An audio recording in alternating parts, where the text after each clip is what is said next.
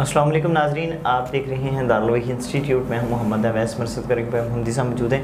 کرصب سے آج ہم کویشچن کریں گے کہ کرصب ہمیں یہ بتائیں کہ السلام علیکم کرصب ہمیں یہ بتائیں کون سے خواب ہیں تو انسان کو آئیں تو اس کی تعبیر مثلاً کہ یہ ہو کہ رزق، دولت، مال، عزت، بلندی، یہ تعبیر ہو. کون سے خواب ہیں کہ پتہ چل سکے کہ اللہ تعالیٰ ہمیں یہ عطا کرے گا. وعلیکم السلام ورحمۃ اللہ وبرکاتہ. الحمدللہ وحدہ والصلاۃ والسلام علی من لا نبی بعد.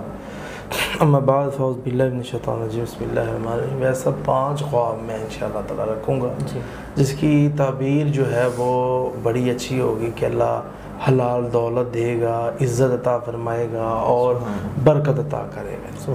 جناب حسن و حسین رضی اللہ تعالیٰ عنہما، ان دونوں کو خواب کے اندر دیکھنا خیر و برکت کی علامت ہے کہ اللہ تعالیٰ اس شخص کو خیر و برکت خیر اور راحت عطا فرمائے. اس طرح خواب کے اندر محمد رسول اللہ صلی اللہ علیہ وسلم کو دیکھنا، جناب حسن حسین رضی اللہ عنہ نانا جی، تو اس کی تعبیر ہوتی ہے کہ اللہ تعالیٰ اس کو عزت عطا فرمائے.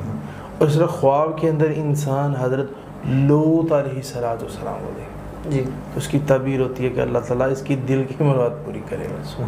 خواب کے اندر انسان حضرت خضر علیہ السلام کو دیکھتا ہے تو اللہ تعالیٰ اس کو رزق عطا فرمائے گا. آپ کا سب سے پہلا کویشچن یہ تھا.